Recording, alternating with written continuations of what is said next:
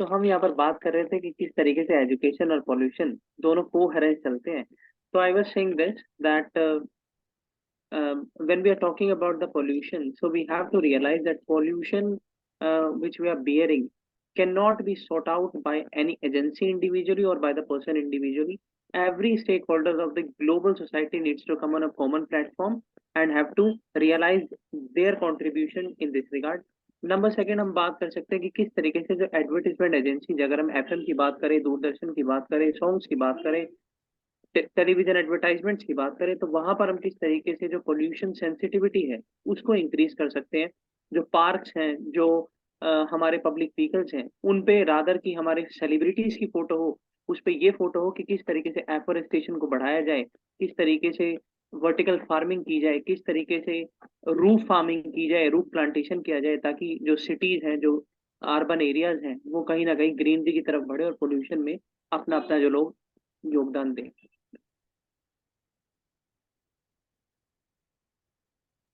Yes, Pravesh.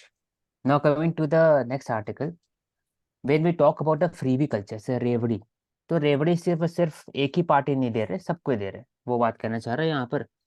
पहला है कि फ्रॉम द रेवड़ी क्या होता है, दो टाइप से रेवड़ी होता है। या तो आप टारगेटेड आप सब्सिडीज देते हो ताकि आप जो लोअर इकोनॉमिक सेक्शन में है, वर्नेबल सेक्शन है, उसको आप अपलिफ्ट करो, या तो आप सबको देते हो। तो रेवड़ी कल्चर ऐसे फार्म लोन वेवर हो गया, स्पेसिफिक भी हो सकता है ये। 100 यूनिट्स ऑफ फ्री इलेक्ट्रिसिटी, ये सबके लिए हो सकता है। तो ये डिफरेंट है, दो दो टाइप से रेवड़ी होता है। तो पहला जो इम्पोर्टेंट एरिया है यहाँ पर, जो इसको डेटा पॉइंट है कि सेंट्रल सेंटर का जो फिजिकल डेफिसिट है, it was around 3.7% of GDP, compare to 5.4% during last 5। ये बात करना चाह रहे हैं कांग्रेस वर्सेस जीडीपी की बात हो रहा है। Even the welfare scheme focus on subsidized public provisioning of essential private goods, services such as bank account, toilet, housing, LPG, electricity, tap water connection. Can this be included under रेवड़ी? ये question mark है। इसको भी क्या हम लोग रेवड़ी के हिसाब से बात कर सकते हैं? पीएम सौभाग्य योजना, टॉयलेट एसबीएम हो गया, housing PM Awas Yojana, banking PM Jan Dhan account हो गया, टैप वाटर, स्वच्छ जल जो मिशन है वो। तो इसको एक वर्ड यूज कर सकते हैं, न्यू वेलफेयरिज्म।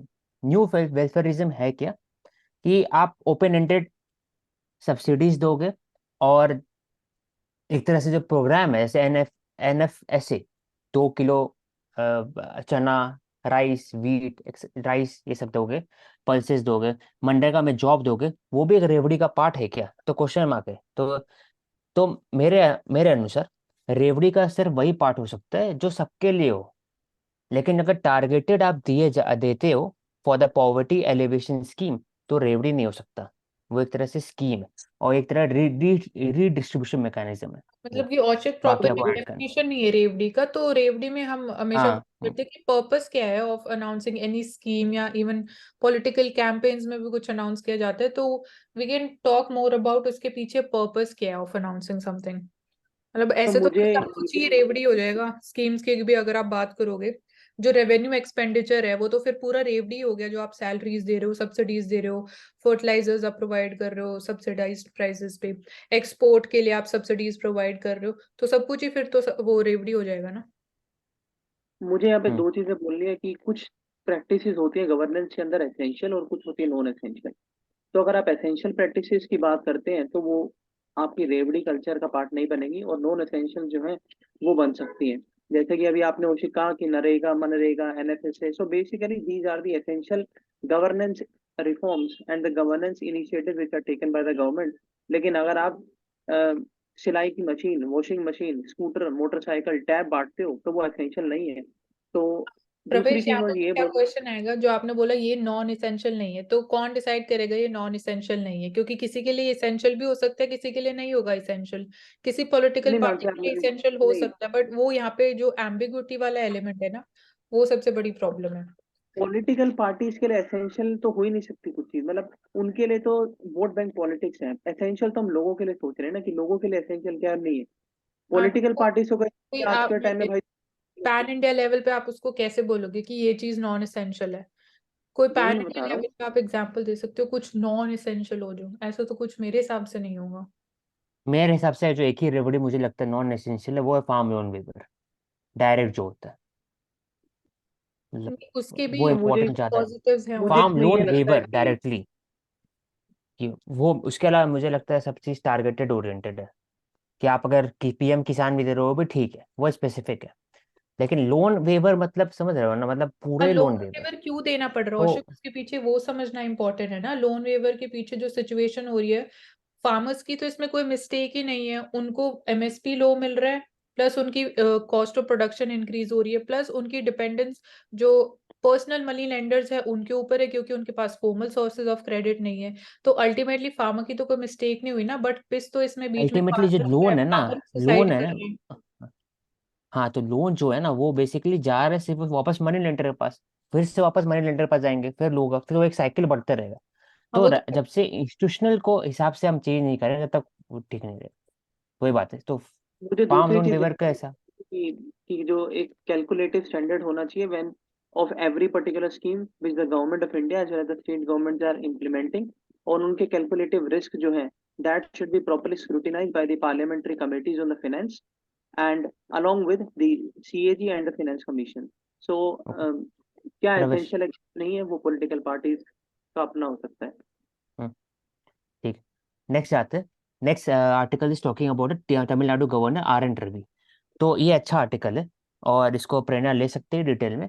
कि पहली बात है 1974 में 7 बेंच जजमेंट दिया गया था सुप्रीम कोर्ट में, Shamsher Singh versus state of Punjab, in which it had ruled that governor of the state can act only upon in accordance with the aid and advice of the minister, uh, and save in a few well known exceptional situation।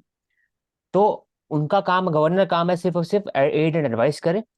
लेकिन अभी देखा गया है कि R N Ravi जो governor है तमिलनाडु के, उन्होंने विथहेल्ड कर दिया असेंट, ऐसे मतलब साइन करने से अपने आप को विथहेल्ड किया 11 bills that had been passed by the Tamil Nadu state legislature.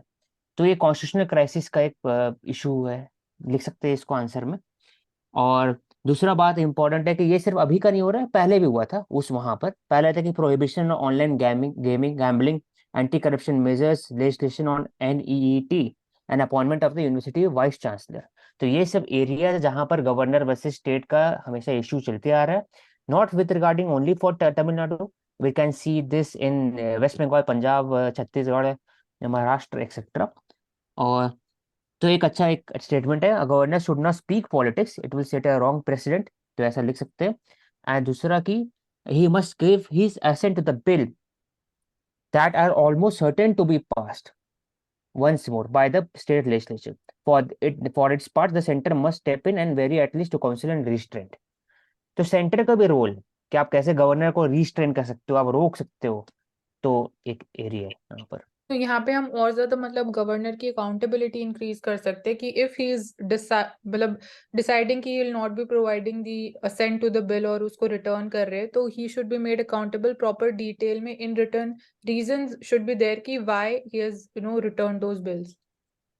तो उससे ये चीज और कम हो हाँ, सकती है, मतलब ये जो एम्बिग्युइटी एग्जिस्ट। रीजन हो गया या फिर timely reason, time time frame दे सकते हैं, जैसे हमने बात की था पहले ही।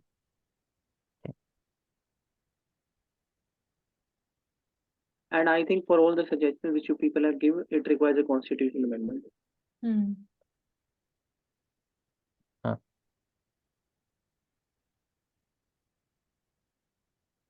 इसराइल पैलेस्टीन का बात कर चुके हैं।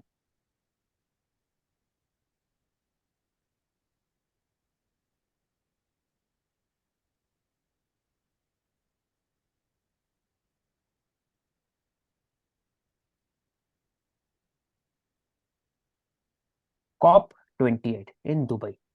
तो COP 27 कहाँ हुआ था, कोई बता दो, अपार्ट फ्रॉम प्रवेश हनुमान।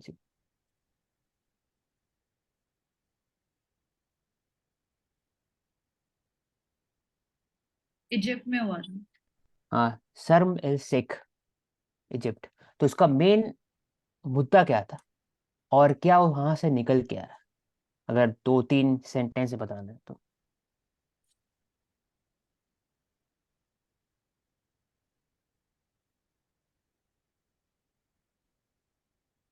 एनवायरनमेंट से रिलेटेड था कि कार्बन इमिशन कम करना है, और जो पेरिस एग्रीमेंट में 1.5 डिग्री सेल्सियस तक टेम्परेचर रेज ना हो, उस चीज के रिगार्डिंग था।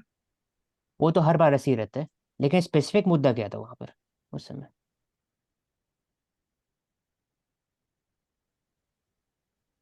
क्लाइमेट फंडिंग की बात की एंड क्लाइमेट टेक्नोलॉजी को कैसे और इंटीग्रेट किया जाए उसके ऊपर भी फोकस दिया गया था। एग्जैक्ट वर्ड प्रवेश। Lifetime campaign by India. और लाइफ one तो more COP26 में आया था। loss and damage fund was announced, हाँ but loss and damage fund, हाँ ये जो दिखा loss and damage fund. Loss and damage क्या है फंड है बेसिकली, तो मानसी बताइए तो आप। हाँ, यहाँ पे when we talk about this term common and differentiated responsibilities, मतलब कि जो कंट्रीज का जितना कंट्रीब्यूशन है in creating loss to the environment, loss to biodiversity, जितना डैमेज हुआ है उसके लिए adequately फंडिंग उसी प्रपोर्शन में डिसाइड होनी चाहिए। So this is one aspect, and आने जो आगे वाला टाइम वाला लॉस है और या जो डैमेज है उसको कंट्रोल करने के लिए, मिटिगेट करने के लिए ये फंडिंग इंपॉर्टेंट रोल प्ले करेगी। तो this is basically common and differentiated responsibilities जो स्पेसिफिकली डेवलप्ड कंट्रीज को रियलाइज करना इंपॉर्टेंट है, which they are obviously denying from this. तो अभी तक ये प्रॉब्लम चल रही है। हाँ, तो ओवरऑल ये बात हो रहा है कि what can be done in COP28, क्या कर सकते हैं हम लोग। तो इसमें 3-4 एरिया का बात हुआ है। फर्स्ट इज COP28 कहाँ पर हो रहा है, तो दुबई में हो रहा है। दुबई कहाँ पर है, UAE में। और जो हम लोग का टारगेट है कि हम लोग 1.5 डिग्री सेंटीग्रेड जो है वो ब्रीच कर सकते हैं लॉन्ग टर्म में। World Meteorological Organization has said अगर काम नहीं किए तो उस काम करने के लिए क्या करना चाहिए। तो इसमें बात हुआ कि 3,400 गीगावाट इसको इंस्टॉल कैपेसिटी को बढ़ाना चाहिए रिन्यूएबल सोर्स ऑफ एनर्जी से। साथ ही साथ जो अपना NDC है, नेशनल डिटरमाइंड कंट्रीब्यूशन, हम कितना कर सकते हैं कंट्रीब्यूट, उसका पर काम करना चाहिए। तीसरा जो delivery of $100 billion Kyoto Protocol और पेरिस क्लाइमेट में खास तौर से develop country has targeted that we will fund around $100 billion each year. लेकिन वो अपने प्रॉमिस पे उतरे नहीं है, वो एक तरह से बस बात करते हैं, काम नहीं कर रहे इसके ऊपर, तो उस पर बात होगा। दूसरा, जैसे मानसी ने कहा, लॉस एंड डैमेज फंड। हो सकता है कि आप कम कंट्रीब्यूट कर रहे हो क्लाइमेट चेंज में, लेकिन लॉस और डैमेज, लॉस ज्यादा है, डैमेज ज्यादा है। फॉर एग्जाम्पल मालदीव्स हो गया, सी लेवल हायर राइज होने से छोटा छोटा कंट्रीज जो मालदीव्स हो गया या फिर पैसिफिक रीजन में कंट्रीज है वो डूब सकता है। तो उनको पैसा कहाँ से मिलेगा, तो उसके लिए बात होगा। फिर ग्लोबल स्टॉक टेक की बात होगा कि कैसे फेज डाउन करें। फेज डाउन और फेज आउट में फर्क ये होता है कि आप कम करें, फेज डाउन, फेज आउट मतलब खत्म करें। तो इंडिया हमेशा सपोर्ट करता है फेज डाउन को, फेज आउट को सपोर्ट नहीं करता है। फॉर एग्जाम्पल कोल, इंडिया बोलता है कि 2070 तक हम लोग फेज आउट करेंगे, लेकिन फेज डाउन अभी करेंगे, क्योंकि हमारा जो प्लस, जो इम्पोर्टेंट, जो मेरा प्रॉमिस है वो टुवर्ड्स द एनर्जी सिक्योरिटी भी है, इक्विटी भी है, और तीसरा जो है वो क्लाइमेट चेंज भी है। तो हम लोग तीनों बात करते हैं। हम लोग ऐसा नहीं कि डायरेक्टली क्लाइमेट चेंज काम करते करते एनर्जी सिक्योरिटी को भूल जाए। तो ये ओवरऑल एक इश्यूज है।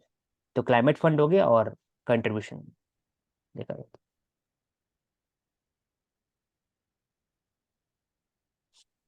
तो इसमें एक इंटरेस्टिंग है कि जो बीस्ट और रेड फ्लैग है, ये दोनों प्रेसिडेंट का अपना अपना व्हीकल है, अमेरिकन बीस्ट और चाइनीज रेड फ्लैग। तो इसमें इंटरेस्टिंग पॉइंट यही है कि बहुत महंगा होता है, बुलेट प्रूफ है, सब चीज़ है, लेकिन वो इंडिजिनस है, वो चाइनीज कंपनी ने बनाया है। और ये अमेरिकन बीस्ट ने बीस्ट बनाया था, सो कंपनी का नाम भी होगा, लोकल कंपनी का बनाया हुआ बेसिकली। लेकिन हमारे यहाँ जो यूज होता है गाड़ी, वो BMW मर्सिडीज जो होता है, तो हम लोग अपने क्यों नहीं बना सकते। तो एक क्वेश्चन उठाने वाली बात है यहाँ पर।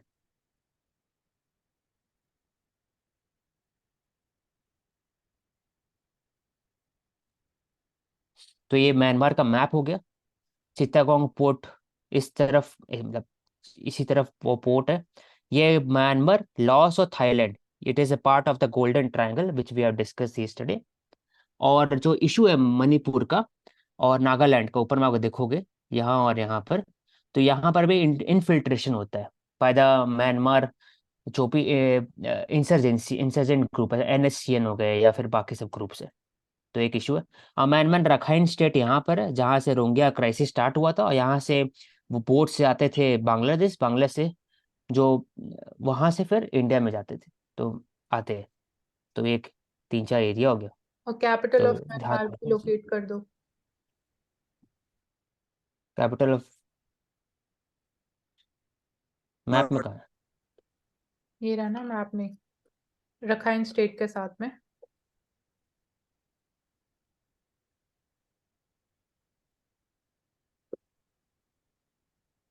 न्याय पे नाम उसका, हाँ, इसका दूसरा नाम भी था पहले, पता नहीं इसका दिस इज द ऐसा नाम है। जो नाइपिडो, ईस्ट नाइपिडो, नेपिडो। नाइपिडो, ठीक है। प्रपोज इंडिया यूके एफटीए, मतलब बात कर चुके थे कल क्या क्या इसमें इश्यूज है। तो पहले बात चाइनीज फैक्टर है।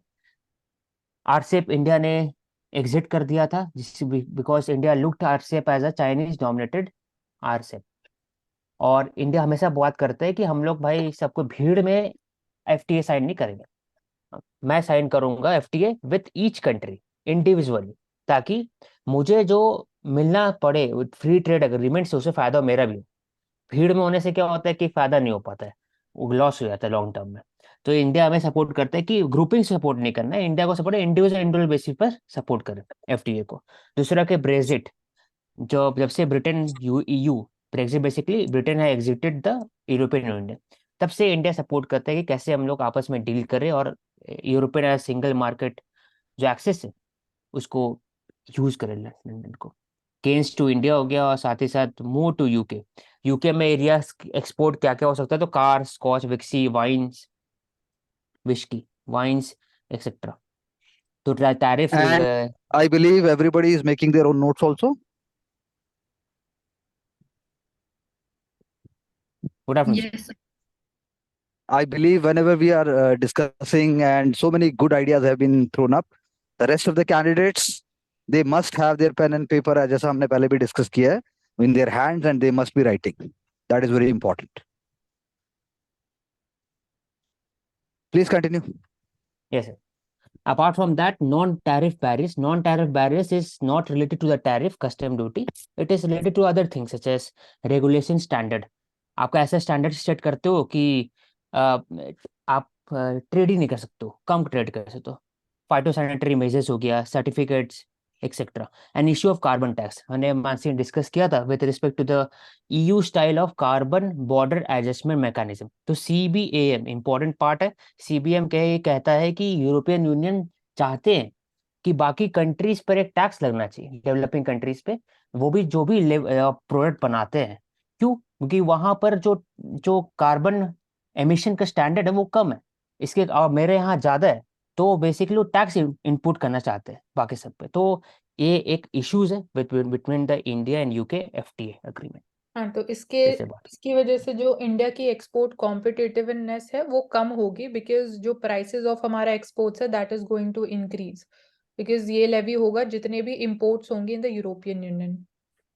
एंड इसमें एफटीएस की हम बात कर रहे थे, तो we also need to put light on this thing कि जो इंडिया ने प्रीवियसली जापान के साथ, साउथ कोरिया के साथ एफटीएस साइन करे हैं, उसमें हमें ऐसा कोई मेजर कंपैरेटिव एडवांटेज देखने को नहीं मिला है। So that also needs to looked into जो अभी हम करंट एफटीएस साइन कर रहे हैं। yes, we have discussed this one. The aid supply to the Gaza halted again. UN says starvation imminent.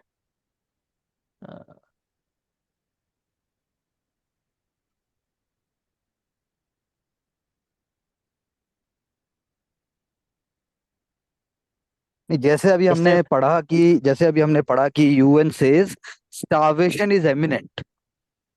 UN says starvation is eminent, तो ये बात तो सबको पता है, ये बात यूएस को भी पता है। This is known to Israel, this is known to all responsible institutions and countries of the world.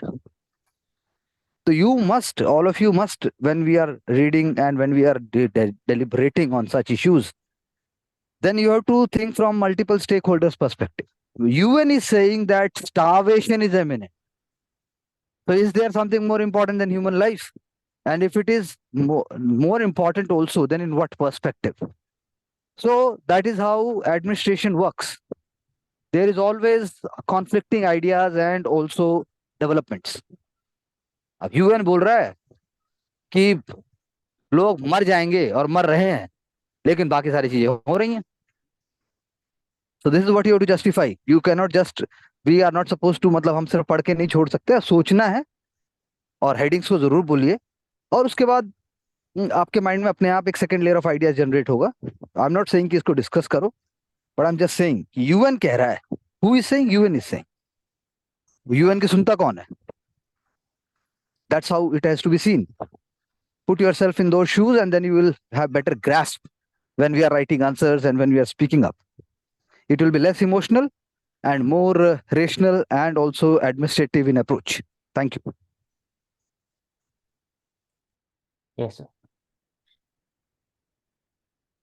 तो सर यहाँ पे डायकोटमी भी देखने को मिल रही है कि ऊपर औशिक प्लीज स्क्रॉल अप कि इजराइल अटैक भी कर रहा है और इजराइल ये भी बोल रहा है कि गाजा को हम एवरीडे बेसिस पे 2 फ्यूल ट्रक्स भी प्रोवाइड करेंगे. So it is indicating कि they are not against civilians, they are attacking against Hamas. But उसकी वजह से जो humanitarian crisis हो रही है, that is expanding. Yes, ma'am. There's an important role है UNRWA. Anyone can specify UNRWA? I just mentioned this Aushik कि ये UN की एक When you can always remember, maybe we all can see that. For example, you are asking UNRWA. So most suitable candidate for any such on the prompt institutional जो भी acronyms या जो भी है, तो Parvesh must be answering them. If there is coming up little bit of geography and all those kind of things, then obviously Karuna is in the initial stage, but she must try to answer. As far as history is concerned, then Ashik must speak up and put one more point. Economy already she is doing, Mansi is doing that, and Achal must be bringing some kind of role of in societal indicator. कौन से sociologist ने जैसे क्या बोला, कभी कभी हम ऐसा कर सकते हैं. Rather than keeping it random, there must be a pattern behind it. और Divya and Sachin, they can also contribute in the similar way. Shivank को कोशिश करनी चाहिए इंसान बने और थोड़ी कोशिश करे. That's the only way forward. Thank you.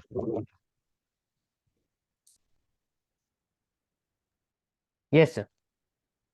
So basically, UNRWA is United Nations Relief and Works Agency for Palestinian refugees in the Near East. It is a human development and a disaster relief for the Palestinian refugee. It was established in 1949 to provide relief to the refugees from 1948 conflict between Arab and Israel conflict, 1948.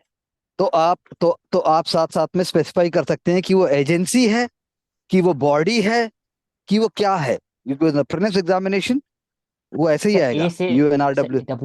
WA agency है sir, US board. हाँ, that's what I'm saying. Okay, thank you. Yes, sir.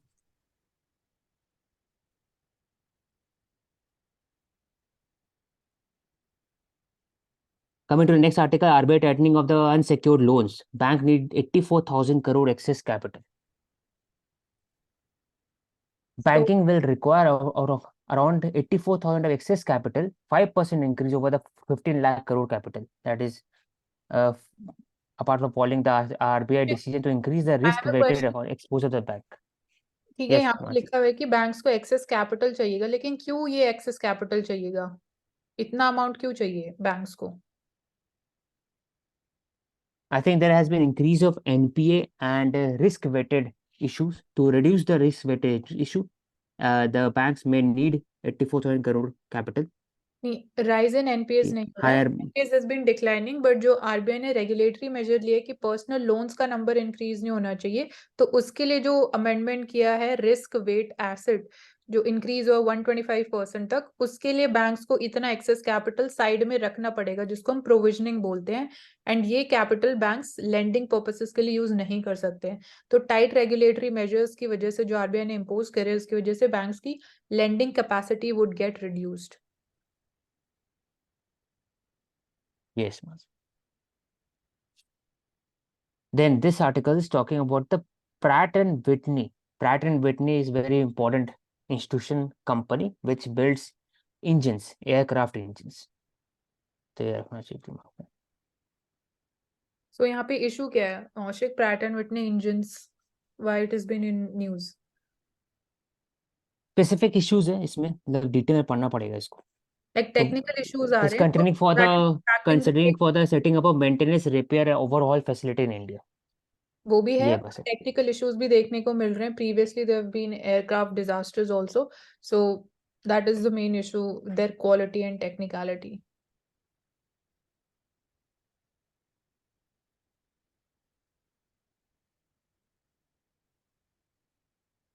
capital expenditure for railways and NHI may be funded solely by budget. So this showcases that जो budget है, it is a temporary basis. Long term, we need private investment, and through use of InvIT, we can improve the private investment in these sectors. तो solely by budget जो है, वो सिर्फ government based रहेगा यहाँ पर. It is around third year, the government has been expending approximately 60 to 70,000 crore from the market. The railway is borrowing 60 to 70,000 crore from the market, but the high debt forced the center to halt fresh borrowing. और इसके कारण ही budget से सिर्फ रहेगा. तो ये एक issue है वहां पर कैपिटल एक्सपेंडिचर में.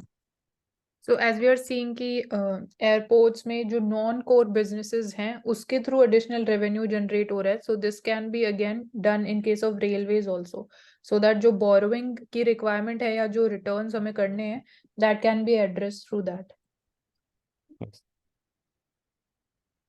Indo-Pacific Economic Partner Framework for Prosperity. It is the increased collaboration on the economic front between the Pacific Rim region. तो इसलिए Indo Pacific economic framework prosperity है यहाँ पर. It was held between the different countries commerce ministry in San Francisco. The members include India, US etcetera और बाकी सब country जो Indo Pacific region में. The next article is BOT.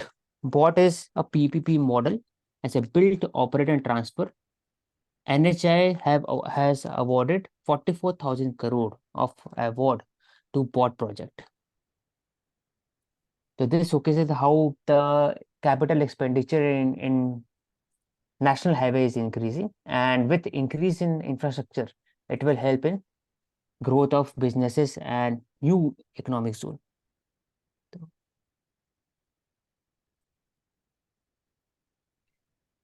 Biofuel Alliance.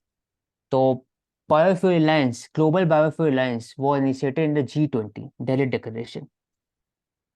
And it included the top producer of the biofuel, that is Brazil, US. So India has invited other countries to join it. तभी जाके हम लोग का जो NDC है, climate change का जो mitigation project है, या साथ ही साथ जो ग्रीन एनर्जी ट्रांजिशन, वो हो सकता है.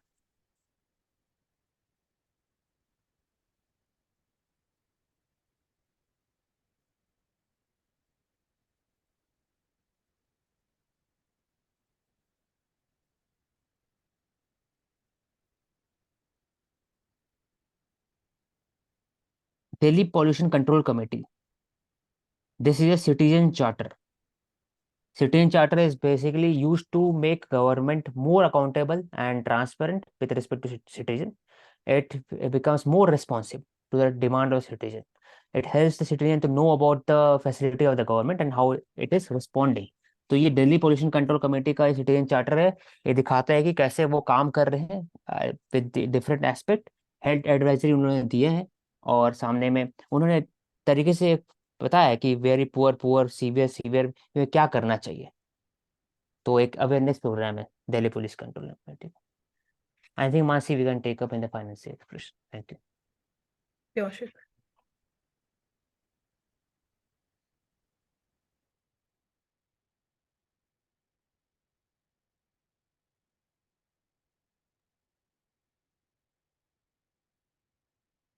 So Prime Minister has highlighted people, they end up believing in deep fakes and can create turmoil in the society. How like negative impact या जो challenges है with AI, unethical usage of AI via deep fakes can create a problem for the society.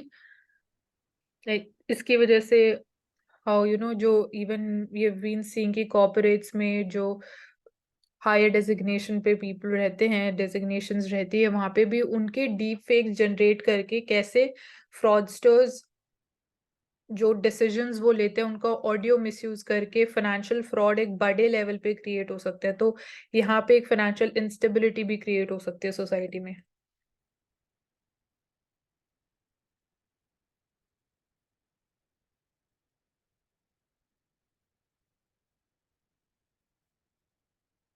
तो जो RBI ने regulatory norms announce किए हैं उसकी वजह से we might see 5% dip in the unsecured loans.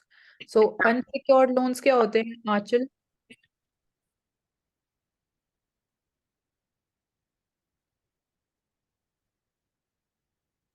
I think these are ones that we cannot able to repay it, and it creates a debt traps like situation. Non performing assets. ये unsecured loans मतलब कि आपको कोई collateral नहीं bank को provide करना है ये लोन्स लेने के लिए. आप डायरेक्टली लाइक थ्रू पेटीएम या इवन ऑनलाइन बैंकिंग के थ्रू आप easily with in minutes unsecured loans जो पर्सनल लोन्स होते हैं एजुकेशनल लोन्स होते हैं वो आप ले सकते हो. मतलब इनकी वैल्यू ज्यादा हाई नहीं रहती है but that is why they are called unsecured.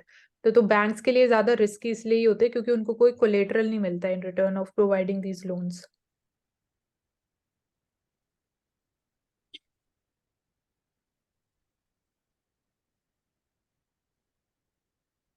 Promoting biofuels, we were just talking about the National Biofuels Alliance.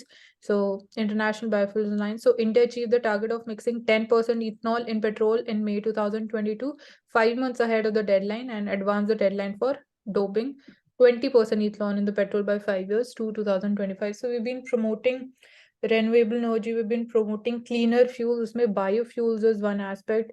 Then we are also seeing we have the National Green Hydrogen Mission also. We talked about the blue hydrogen also. We have been then seeing how we are promoting, or technologically we've been promoting fuel cells also in electric vehicles, hybrid vehicles. So all these steps are in this particular direction of promoting more cleaner fuels.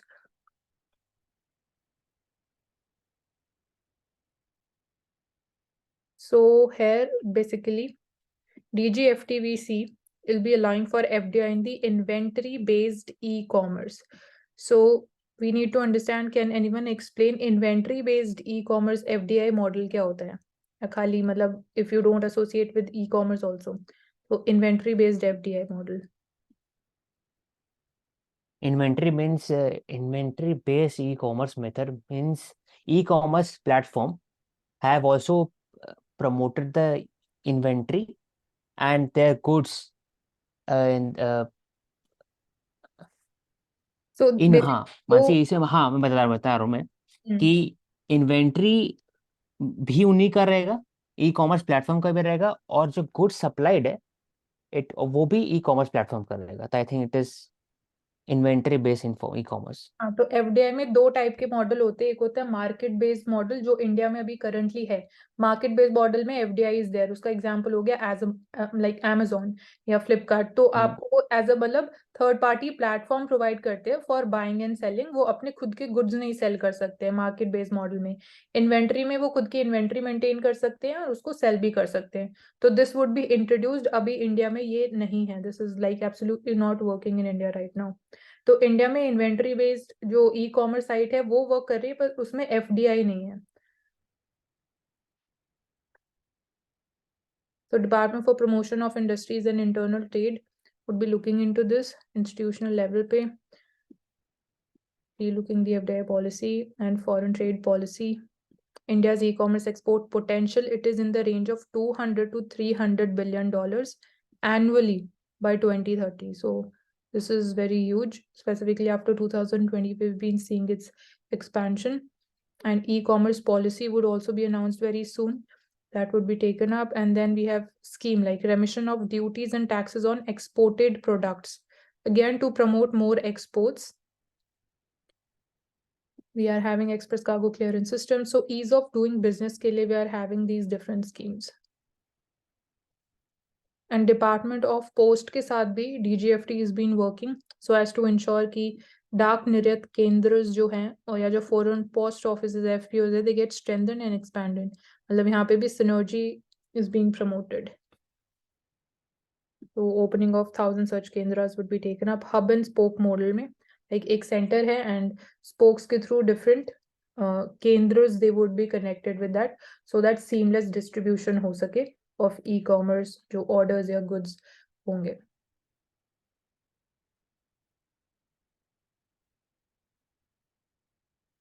So we talked about digital public infrastructures. So their importance, this we've been taken up in the context of Norwegian countries का जो model है, and this is a part of critical infrastructure also. Example would be like the JAM Trinity, like we talk about Jandhan, Aadhaar and mobile. So that's important. UPI network का जो exponential growth देखने को मिल रहा है. We are seeing UPI internationally like Japan में और बाकी countries में, UAE में भी we can make transactions through UPI. So UPI at international level. So this is showing even direct benefit transfers जो होते through this scheme. So that has also helped in plugging the leakages. Financially, that has been helping us. And here, basically, this we have taken up AI के context में, responsible ethical AI. And can't let financing gaps affect the sustainable development.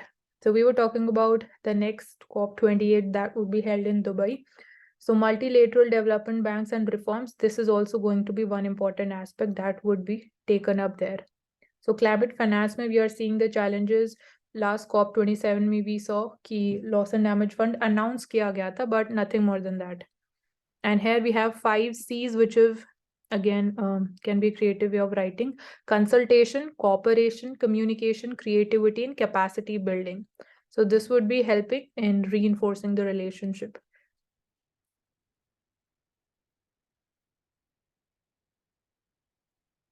ये ले सकते हैं मासी कि after the summit, our Prime Minister inaugurated Dakshin, a global center for excellence for the global South countries. Paragraph number 4. Dakshin is an example which we can use for cooperation between the global South countries. Okay, thank you, Ashok. We've already discussed this advertisement.